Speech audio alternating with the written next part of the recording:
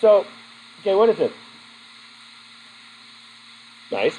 Um, is it butterfly or moth?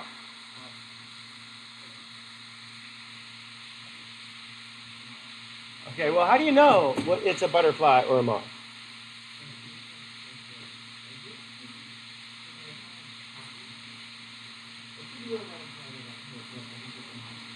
Okay, so it turns out that when moths rest, hello, who is it? Okay. So when a butterfly rests, its wings go to the top. When a moth rests, its wings hold flat. Okay? So I don't know why I had the glasses. I'm looking at you. It's really blurry. But this actually happens to be a butterfly. I forget what the name of it is. We looked it up, and then I read it, and then I forgot what it was. These guys are pretty cool. These critters are very territorial. The bottom of their wing is dark brown with a little bit of yellow fringe around it.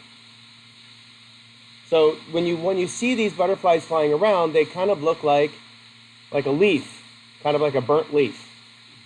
But what does the top side of them look like? How would you describe that color, those colors? Yeah, it's really bright yellow. The really blue dots, I mean, the blue is really crazy on how bright the blue is. And then the brown isn't brown at all. It's reddish. So it turns out that these little suckers are extremely territorial. We watched this guy, he's a boy, we looked it up.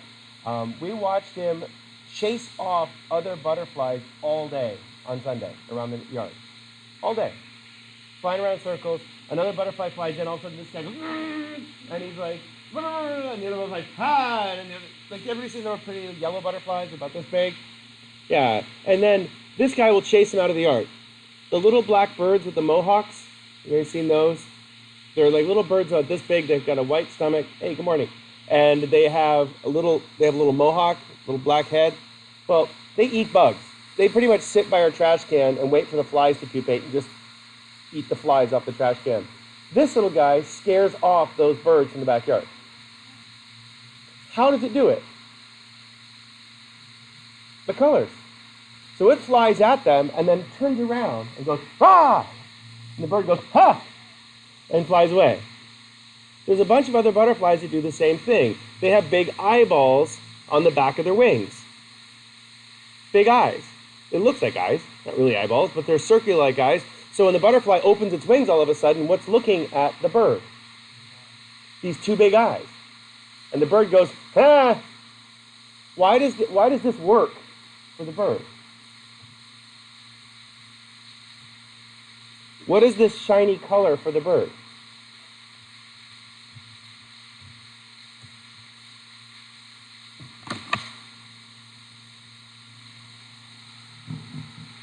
It has to do with anxiety. I'm going to write the word.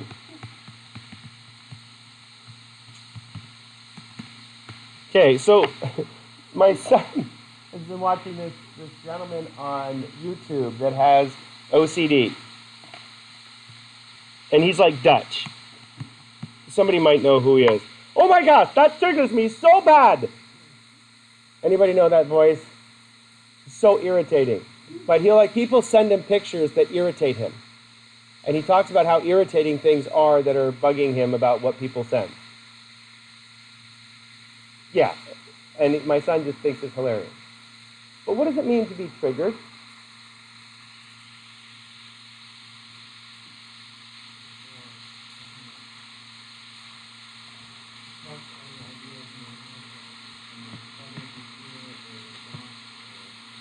Okay, so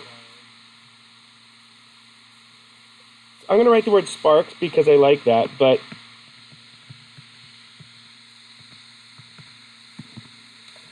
so we have to think back of what is anxiety?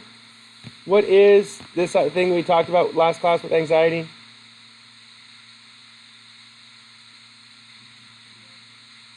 But it's more than fear. Anxiety is not just fear. When you're afraid of something, that's okay. If a big dog comes at you, grrr. You're like, uh-oh. What's the anticipation if a big dog comes at you? Could be an attack. I speak dog, so I recognize dog language pretty quickly. How do you know a dog's going to chomp at you? No, our dog growls at you when she's having fun. So, yeah, the eel. If a dog puts its ears back, it's not going to attack you.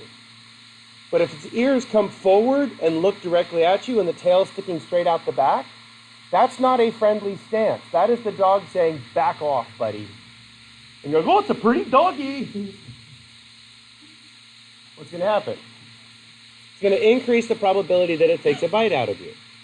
And that's what's fun. Our neighbor's dog, it's passed away at this point, but it was a big Doberman Pinscher named Baron. And Baron, when he got play mode, his ears went straight up and its little nub of its tail stuck straight out. And it was like, oh, we're on.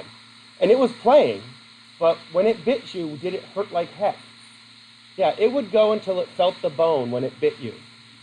So if it got a hold of you, it'd go, and you could hear it just, ah! Its owner once had to like grab a handful of tummy skin and just squeeze it as hard as he could to get the dog to let go of his hand. Was the dog purposely being mean? No, it was just playing. But for that dog, playing means kill, kill, kill, kill. Okay. And the same thing is a friend of ours has a dog named Athena, and my daughter bent down to pick something off the floor, and the dog attacked her because she put her face near the dog's face. Didn't hurt her, but just like went after her. The owner grabbed the collar and pulled her back before she actually bit. But the dog was just responding to the stimulus. Okay, so now, but the idea, so when you spark an idea, so can things trigger you to worry? Remember, worry is where anxiety comes from. It is future fear. You're anticipating stress. Is there another word that we'd use this semester for trigger?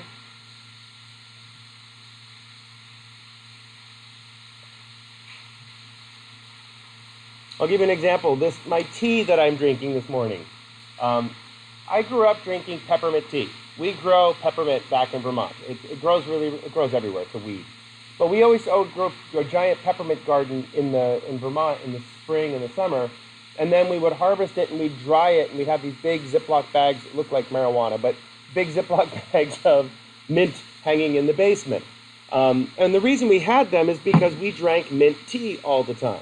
Being poor people, we didn't buy tea. Tea's too expensive. So we have mint tea. So does mint tea have any purpose other than making water taste better? It's actually a cognitive stimulant. So if you drink caffeine, I love caffeine, don't get me wrong, but if you drink a lot of caffeine, it creates a chemical in your brain that allows you to feel more awake. So the chemical causes you, are you actually more awake when you have caffeine? No, you don't sleep as much. Side effect is insomnia. Yes, love that. But you actually just feel more awake. So is it a chemical or a trigger?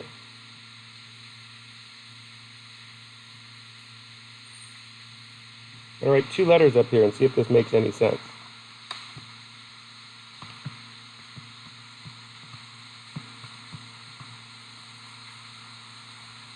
Does caffeine change your consciousness? Not unconscious.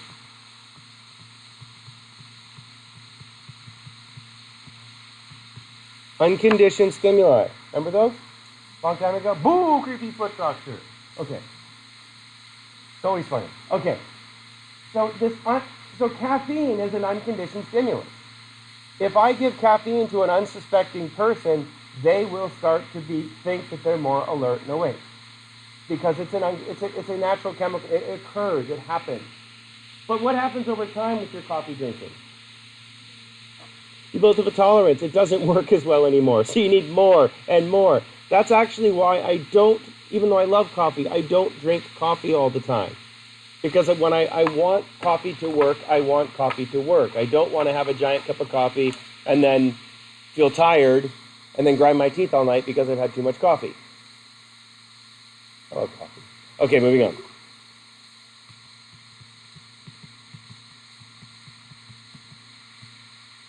But it turns out that coffee itself becomes a trigger. Missing an E.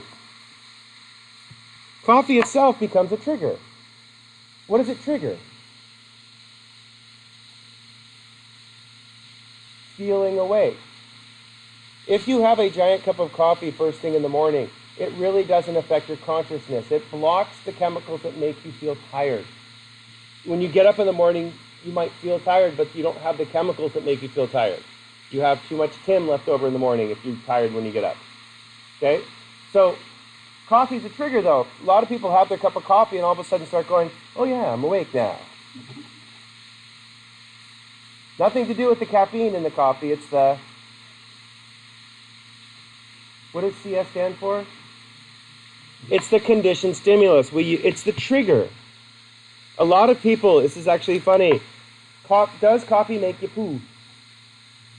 Yes. Coffee is a diuretic and it prevents absorption of water. So all of a sudden your bowels have more water in them than they did before. And everybody knows watery bowels mean when you're running first to base and okay, I forget how the song goes. Diarrhea. I couldn't find that on YouTube for my son the other day. Anyway. But a lot of times what's really funny about it, even though caffeine is a diuretic, a lot of people have one sip of their coffee in the morning. It's like, whoop, gotta go. Is it actually affecting your system in one sip? It becomes a trigger. The same thing whenever I first walk onto campus, no matter, I can just drain every ounce of urine out of my bladder when I get home. The second I walk onto campus, my bladder's like, gotta pee. Why do I have to pee as soon as I get onto campus? That marked my face. No. But why? It's a conditioned stimulus. It's just showing up to campus. I usually have to go to the bathroom, so my bladder's like, okay, letting down. Like, no. A couple times I've come here on the weekends when the bathrooms are locked. I have a key to the bathroom up here in the B building. My card key works on that lot. So I'm like, woohoo! But sometimes like, oh no! All the doors are locked. We had some pee in my trash can once. We had a security guard. Did I tell you the story already? It's awesome. A security guard that was working at night on campus. She was afraid of the dark. Good screening committee who hired her. Moving on. Is it dark and scary here late at night? Anybody had a night class? There's lots of night classes. But as soon as you walk out, there's nobody there. You're walking down to your car by yourself, clutching your keys, and there's a coyote looking at you going, hello, are you alone? And it's just creepy dark. So this poor young lady was terrified. So I like getting up early. So I got up early. My kids were on spring break. I wasn't. So I came into campus like at 4:30 in the morning to get a bunch of work done before the day started. I open my office door, and there's a person sitting in the dark in a couch in my office. Ha! Oh! And she said, oh, I'm sorry. It was dark. I was scared. I'm like, hey, you're fine. So I said, hey, no problem. She's wearing a security outfit, so I'm like, great. So I turned the lights on. I have a little coffee maker in there. I make coffee. I'm like, would you like coffee? She's like, no. And she just sat there. I'm like, So eventually, by 8 o'clock, my classes started at 8, so around 7:30, she's like, okay, I have to go now. Thank you. She gets up and picks up the trash can and pulls the plastic bag out of the trash can full of pee. She's been hiding there all night, not even going outside to go to the bathroom. So she did. That was very kind. That was very polite. Thank you. That's why I think she was waiting for me to leave the office so she could abscond with her urine and leave without having to realize that she had been peeing in a... Well, because my office has a couch in it.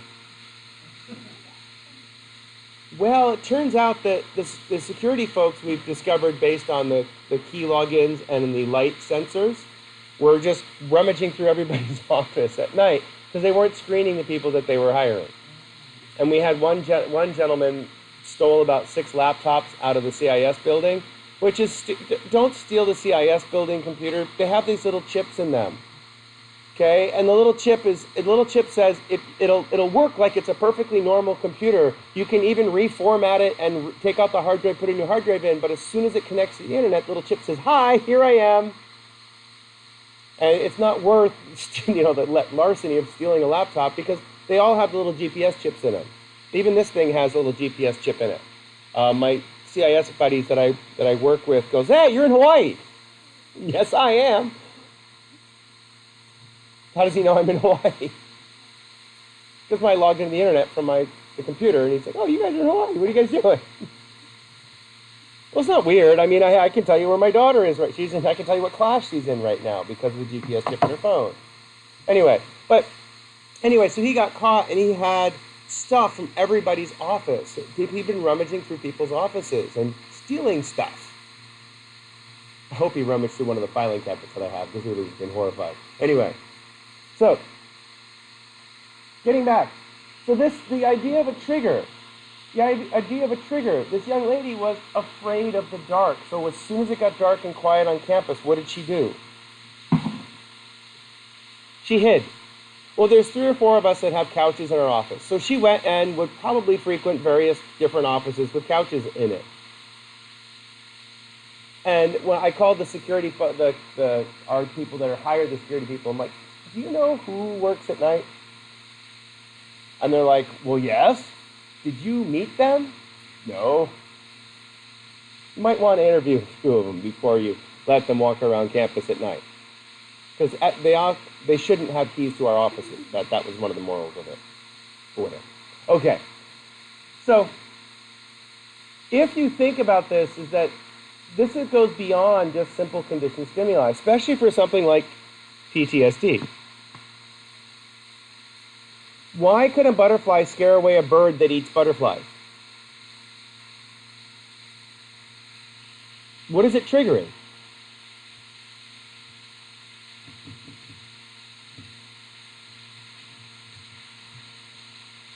If this butterfly was sitting on the fence with its wings closed, that bird would swoop down and eat this butterfly. If this butterfly flies right in front of the bird and flashes its bright red inside of its wings at the bird, it scares the bird away.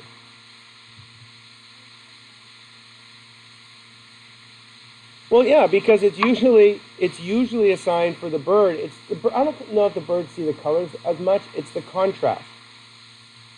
You notice how much brighter it is where it's closer to the black than when it's closer to the center of the butterfly. And that's just because I think it's the relative contrast. It's that band, that sharp band of blue, red, and yellow. That's a really strong contrast. That strong contrast startles the bird. The key word, startles. Triggers that fear response. Triggers its unconditioned stimulus to be afraid. Even though the bird knows those are tasty butterflies, can it not be afraid? No, it can't. It has to be afraid because it's triggering its wiring. It's just like any cat. What are cats' primary prey? Small rodents. That's what cats' primary prey is. Even mountain lions will chase rabbits. Not because they like to. A rabbit is not worth the energy for a mountain lion to catch it. But why do all freaking dogs keep chasing skunks? Well, how does a skunk run? It waddles but when it runs, let me go back here. I can't, right?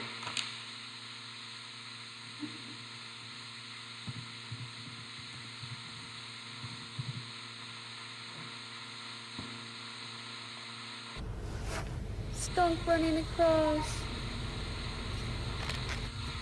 There it goes. Nice work, dude. But did you see how it ran? Skunk. It's not like a cat, it's a zip. You see that? That wavy motion? That's like cocaine for a dog. That triggers that dog's prey instinct a tremendous amount. What does a skunk do before it sprays? Hopefully you haven't seen this. It turns around, sticks its tail straight up, and goes on the ground. It pounds its feet on the ground. It stops right before it sprays. If you happen to be out jogging and you see a skunk with its tail up and it's doing this, go the other way. They can get about 20 feet with a shot, so you want to really back up quickly. Okay? But do they want to spray? No, so they warn you. Why do they stop and stick their tail up? Well, sometimes they even stand on their hind feet to get a real good high spray on their front feet, so they get their butt way up in the air. They make themselves look tall all of a sudden, and they stop, which it slows down that dog's prey instinct.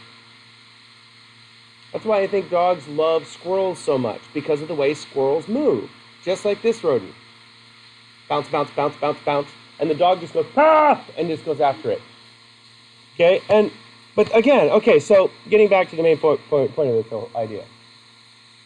Do humans have any of these born-in triggers?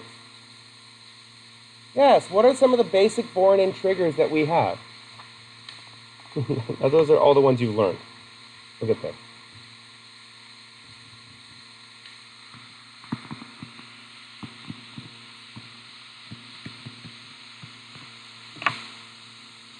Fear of death.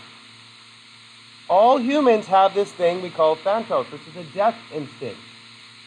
Death, wait, isn't that a villain from a superhero movie?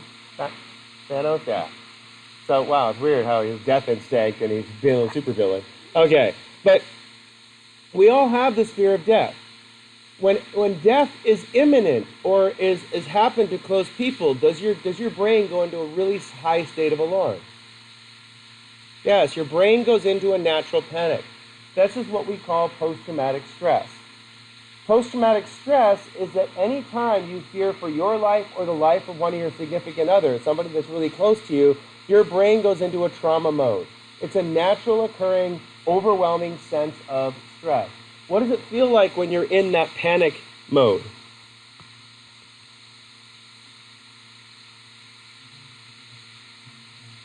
Yeah, the time stands still. It's exactly right. Yeah, the chemical is called cortisol. It's the same thing that caused my heart rate to go up to doing burpees. You go numb. Your body goes numb. If anybody's ever crashed on a bike or been in a car accident, nothing hurts right away. Your body's like, wait! And everything freezes for a second. We always have the joke is that you have to, whenever you crash, you do a quick bone check. Quick bone check. Wait. Arms, legs, hands, wrists, shoulder. Oh, I'm okay. Why do you do bone check first? Well, you stand up on a broken ankle. Can you stand up on a broken ankle? You can try if you don't feel it. Better to check the bones first before you try to stand on the broken ankle. Remember when I broke my arm when I was a kid, and I was like, oh, it really hurt, but I'm like, I'm okay. And I went off the jump again on my bike. When I landed, I saw my arm go, whoop-ha. Yeah.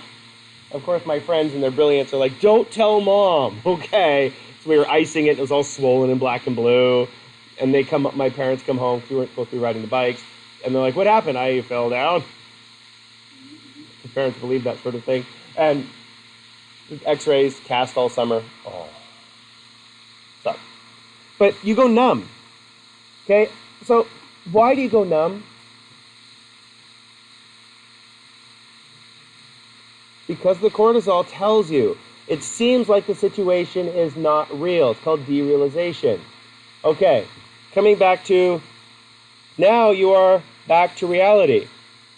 What is the difference between a post-traumatic stress and a post-traumatic stress disorder?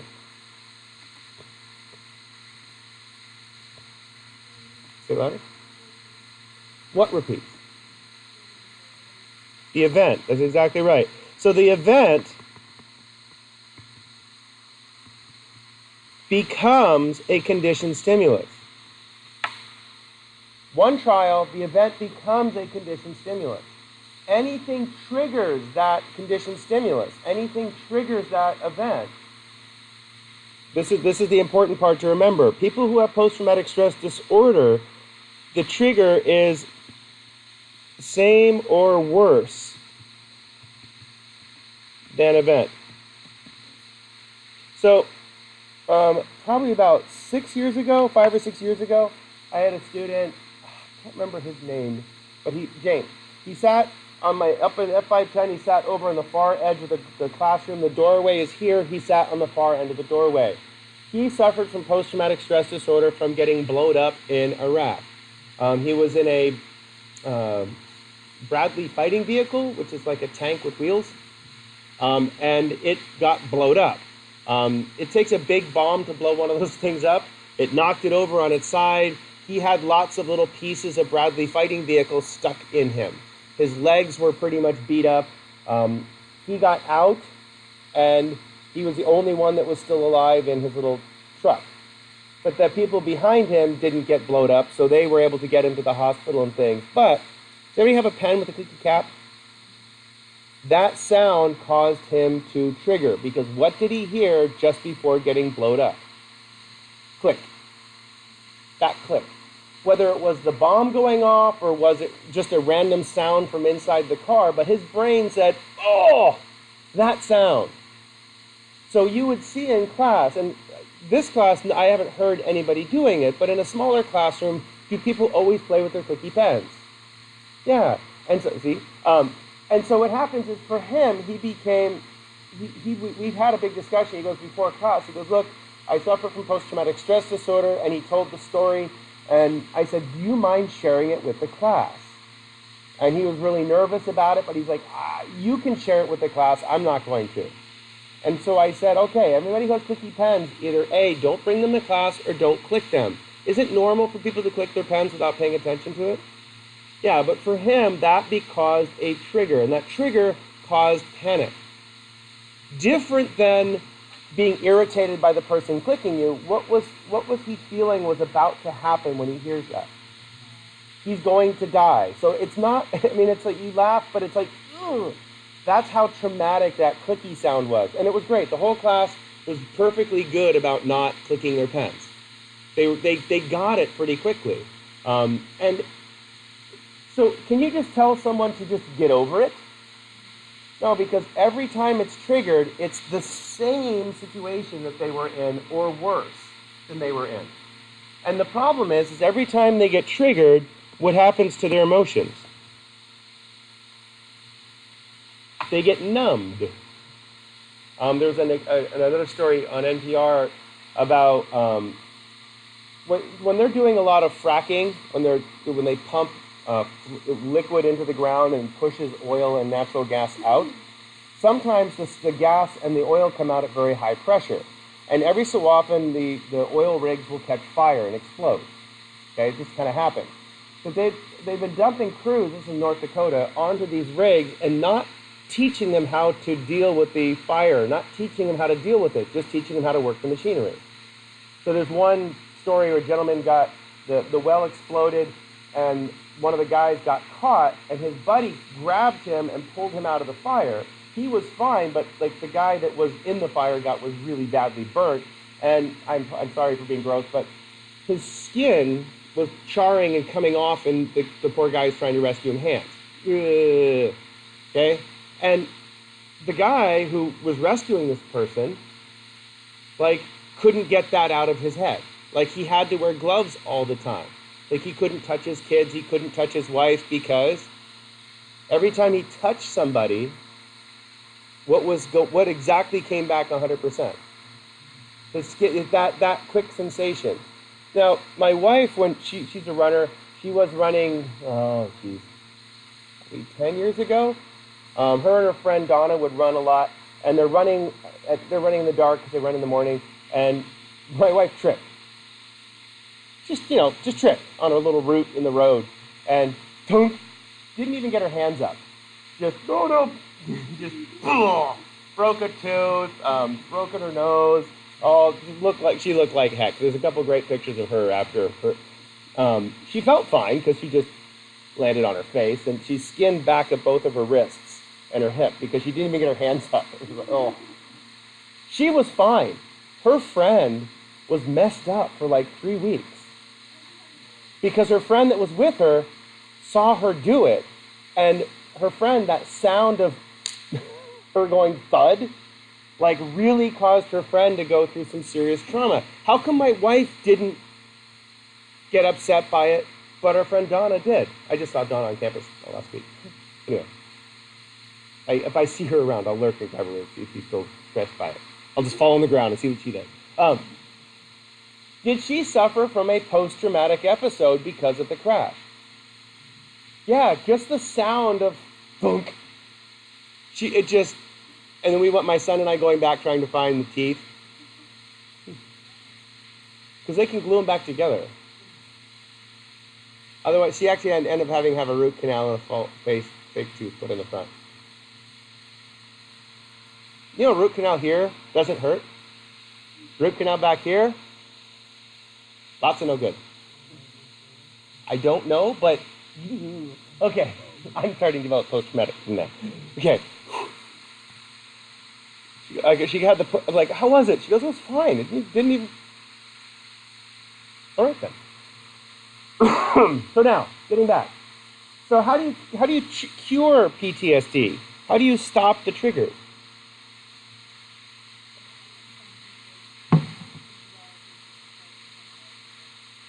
If you could answer that question, the military wants to talk to you. Well, I'm serious, because there's a ton of research going into why do some people develop post-traumatic stress disorder and others don't. Most of the reason has to do with your sensitivity to cortisol. Your sensitivity to cortisol. Some people are very sensitive to cortisol, and other people are less sensitive to cortisol. If you've ever met some Navy SEAL folks, everybody know Navy SEAL people? They're not normal. And I don't mean that in a negative way, but like stress happens and they're like, all right. Heart rate staying the same, the world's on fire, they're like, okay, what can I do here to fix this? But that's what the Navy SEAL training does to people, is they put them through so much crap. The people that are too sensitive to stress, they fail. They make it so that you're not trying to just train a person to not be good at stress. You find people who are very, we call the word's hardiness. But a lot of people who become these Navy SEALs, a lot of times they once they get into this military machine, they can't get out. They can't get out of this military machine. They can't be a normal person once they've completely embraced this military machine. It's a really tough way of looking at it. The military is looking for a lot of cognitive engineers, looking for people to try to screen people who would be better at doing certain things and other certain things. I think we should all work on peace myself, but I'm just a hippie, so I don't. Okay. But the idea is that if we could figure out why some people develop post-traumatic stress but other people didn't. There's another really great episode at NPR. I wonder if I can find this. A doctor, a psychiatrist who treats people with post-traumatic stress disorder, because she saw so many people with post-traumatic stress disorder, because she treats people with post-traumatic stress disorder, she developed post-traumatic stress disorder. And one of her patients, his name was Lefty, he got blowed up, and he only had his right arm, so they called him Lefty, because he's all right. But the funny part about it, he's like, Doc, you got this too. How come he's able to crack jokes and he's got his one functioning arm, but no legs, no other arm? Well, he's not susceptible to post-traumatic stress disorder. He's going to suffer, but he's not reliving this traumatic event over and over and over again. As opposed to, it's almost like the cognitive mindset, and this is something that you all should, as you get older, you start to learn, is challenge accepted. That's what I was talking to you after class about. It's challenge accepted, as opposed to, I can't. You have to learn that failure is okay. It's okay to try and fail. But if you never try, you never have a chance to fail. And this is your hardest year in college. If you're in your first year of college, this is your hardest year. Why is it your hardest year? Well, you're in your second year. Is it a lot easier than last year? Good answer. I'm going to have a snack instead. But it's like every year that I've been in school, it gets easier. Not because I know more, it's because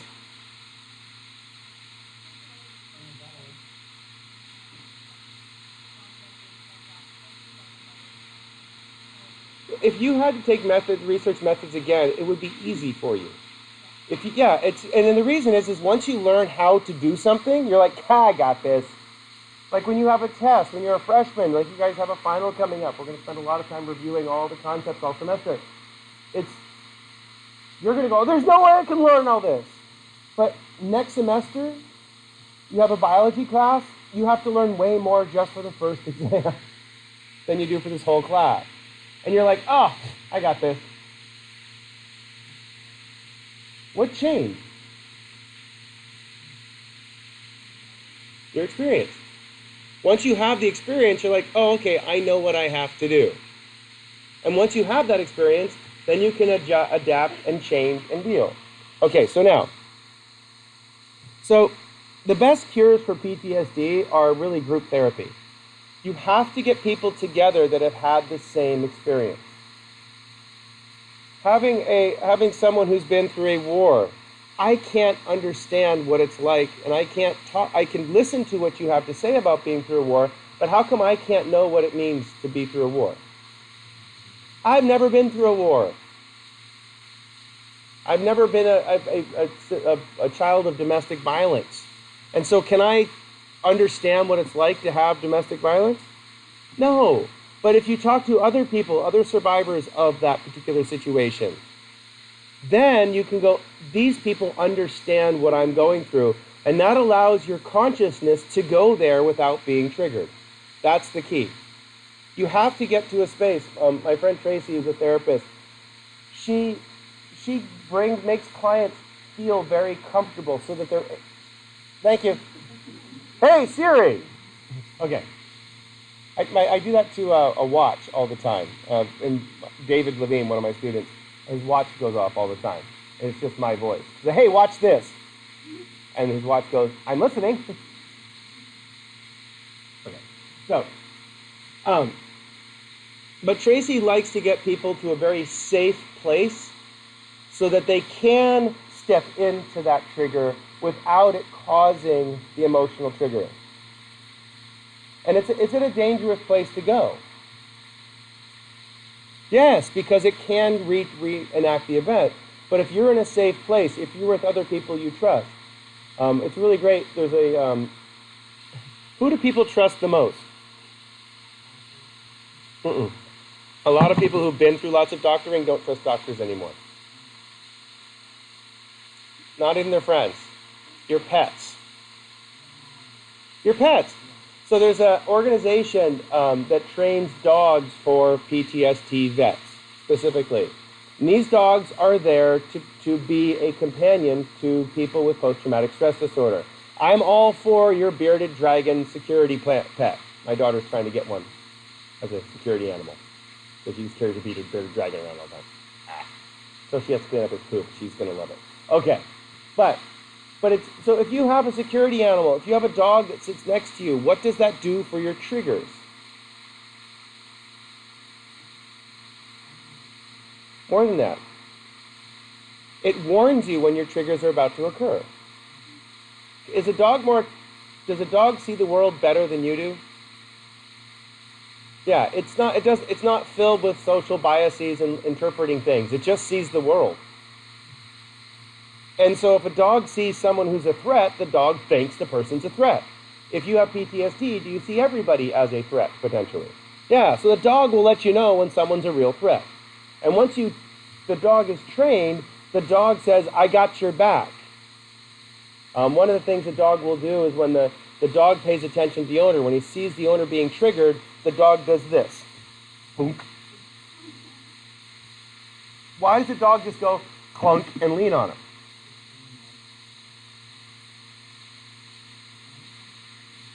To change the trigger. What's the dog triggering? I'll defend you. Okay? And it's a really cool thing because the dog will trigger in a positive way with a person's emotions are triggering in the opposite way. There was one other thing I was going to say about the dog that was. I had a student Natasha, who had the dog Athena. Complicated. Athena was a big blue pit bull, and it stank. Ugh. Anybody have pit bulls in here? Why do they stink? They're cute, but they stink. They have this oil that they secrete on their skin that...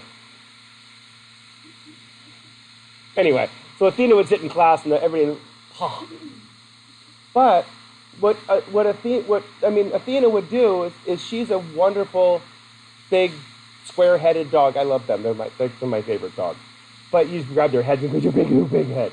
And they go... But she would basically be a crutch for Natasha. A crutch. So when she needed to stand up, she would put her hand, she'd go brace, and the dog would go, and she'd and push up and use it and then she'd walk, and the dog always made sure that she was balanced. She got her hip injured in Iraq. She fell off a ladder. It wasn't a cool injury. It was her being stupid, but that's not important. But she got the dog, and the dog was her service dog, not for like blind or anything else, but just to be there for her. She felt so much more comfortable with the dog there. She didn't get triggered at all. At all. Cool stuff. Okay, so what's OCD then? Okay, what's an obsession?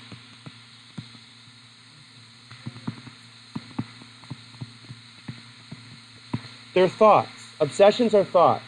I get obsessed about stuff all the time. I get an idea in my head, and I keep running with it. Generally, my obsessions are with bicycle things, and now the really fun part of my adult life is that if I have a bicycle obsession, I can actually build it and bring it all the way through to fruition and be done with it. Sometimes my stupid little bicycle obsessions take years for me to materialize and get going, which my wife hates because I'll have a project going for years in the shed that never quite gets done. Perfect. Okay. Well, what's the difference between obsessive thoughts and obsessive compulsive disorder?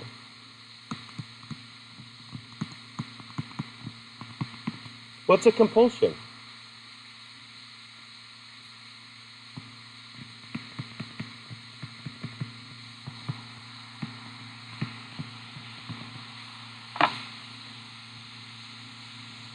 So if I had obsessive compulsive activity on my bicycles, what would I have to do?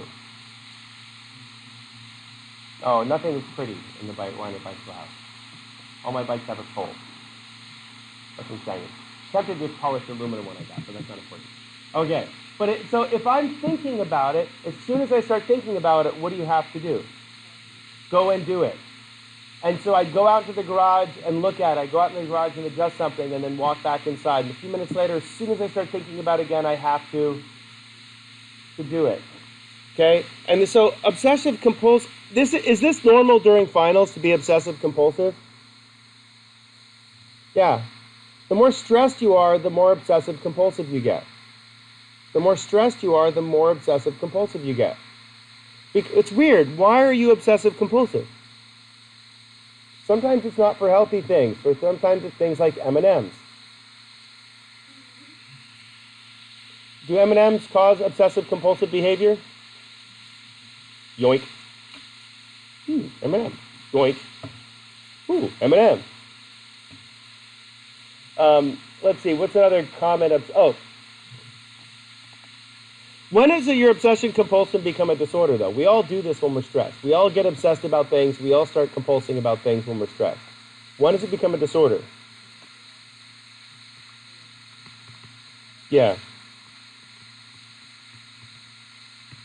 Should you use hand sanitizer? When?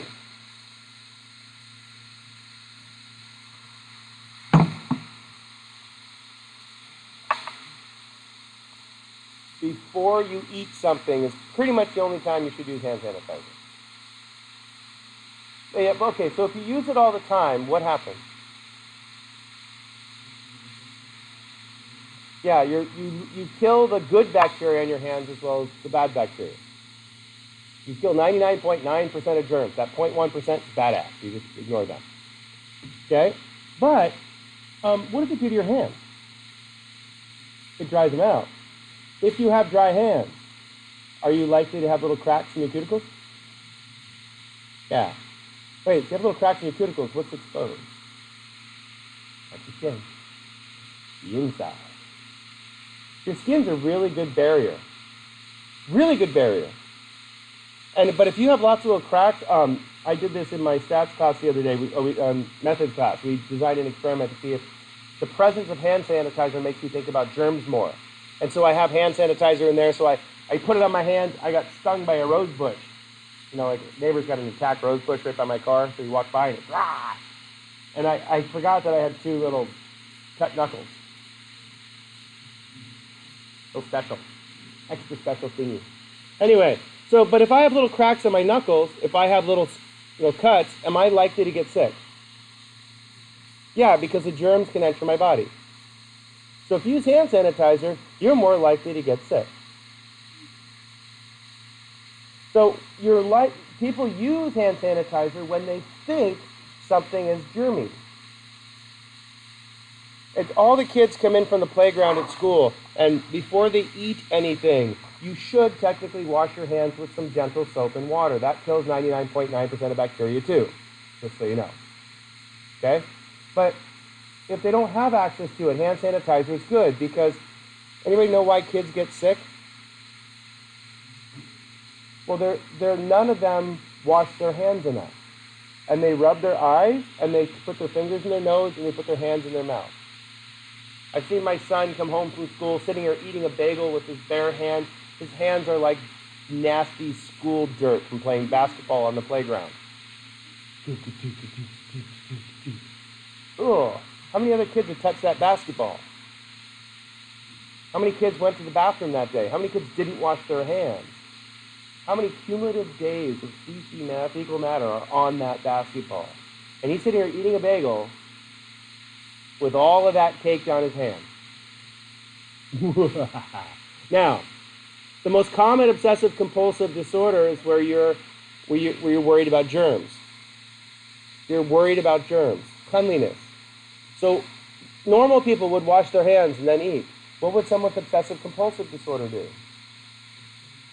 Wash their hands, put on hand sanitizer, put on lotion, and then go back and wash their hands, put on hand sanitizer, put on lotion, and then repeat that 5 or 6 times before they start feeling that they're clean. We had a girl when I was in graduate school who, this is back before hand sanitizer, would use those little alcohol sterilizing wipes. You know, you get them in any first aid kit. She had a pack of them in her backpack. And she would wipe down. If you ever watch Dr. Utgart come in here after I've been teaching, he wipes this whole podium down with a little sanitizing wipe.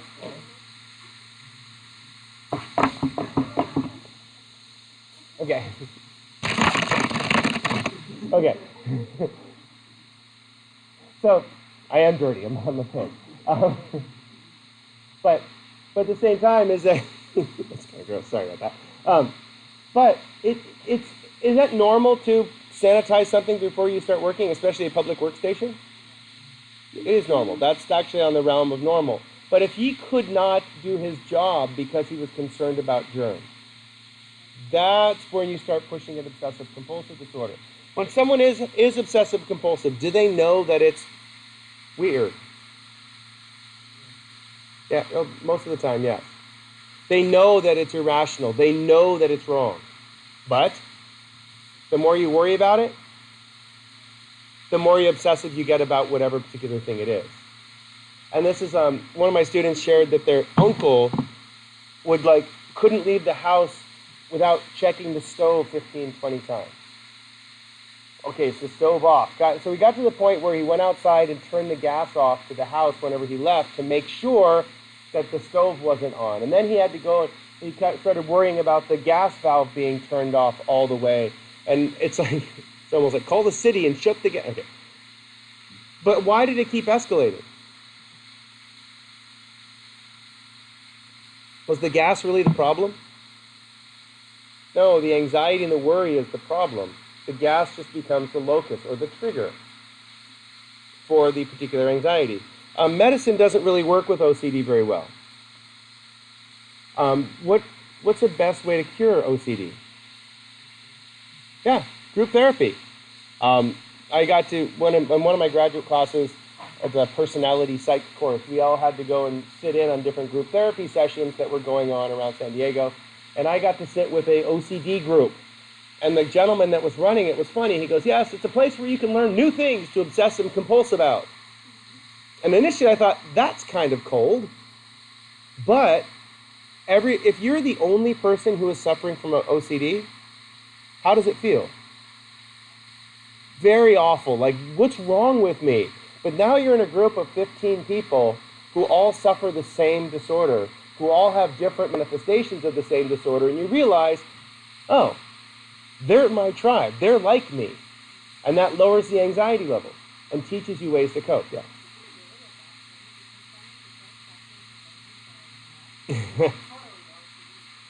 Asperger's or OCD? Asperger's is a spectrum of autism.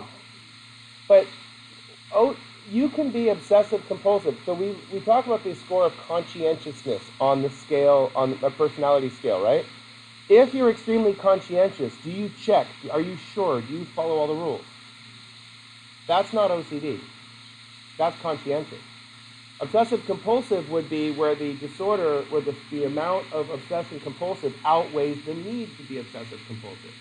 If you have an obsessive compulsive dentist, that's actually pretty good. Someone who's extremely thorough. That's high conscientiousness with their job, not OCD. OCD is where the obsessive compulsive disorder causes a dysfunction in the person's job. So we talk about people that are OCD personality. That's we're going to talk about that next class. But the personality disorders. So someone could have an obsessive compulsive personality. I have an obsessive compulsive personality. I get fixated on certain things and run with them for a long period of time. And then but what's cool is that now, as I'm getting older, I can actually fill my little obsessive compulsive things. I can, I was trying to build a time trial bike for the last 6 months. I finally got it together and rode around the block a few times. So now I'm working on my next bicycle project. I need to make a mountain bike for my wife for the summer. And I found one in San Carlos. I just got to figure out where to get the cash. Early in the month, I could embezzle it from the family, but we'll see. I'm not recording, so it's thought. I'm moving on. So, no, but it's like, so when you think about when does obsessive compulsive disorder become a problem versus when does it make you conscientious? When it causes interference with your day-to-day functioning. So you see how the difference? Yeah.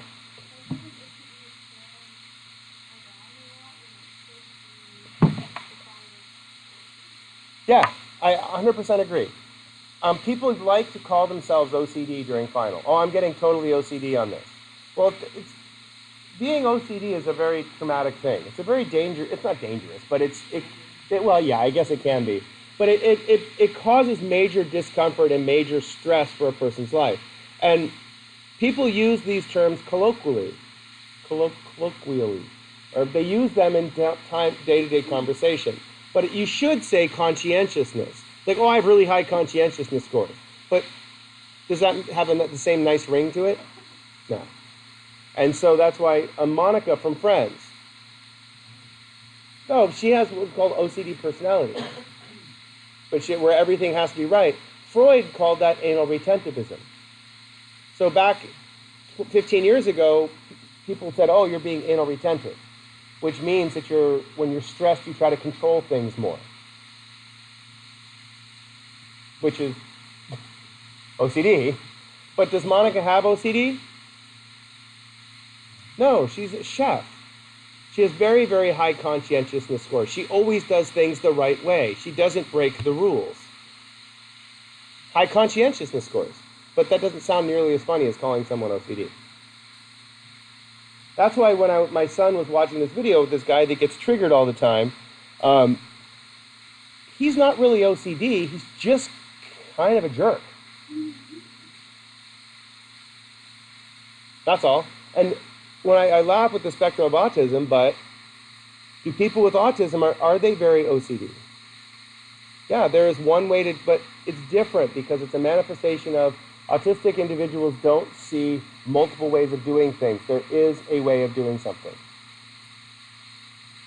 And so they often score very high in conscientiousness because the rules. You follow the rules. Okay. So let's see.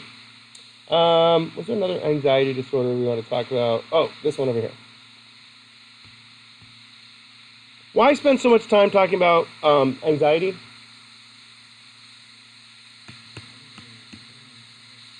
You can't even see the purple.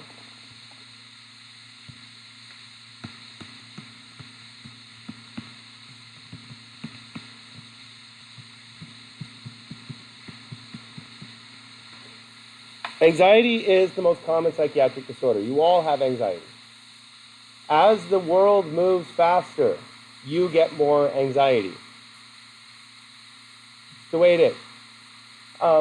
But if you understand, if you become mindful of your anxiety, you become conscious of your anxiety, what do you start to learn? What's the key word in all of this that you can start to pay attention to in your life? Triggers. What are the triggers for your anxiety? Ask your friends and family, ask your kids, ask your parents, what are my triggers? And they will nail them down right there for you. Pretty easy. Okay? So, did we talk about schizophrenia? Okay, a little bit. So what are the key symptoms of schizophrenia? I didn't have it on the slide, so what kind of hallucinations? It's auditory. And it's whose voice is it? It's your own voice. But it's not your conscious voice, it's your not subconscious, it's your emotions.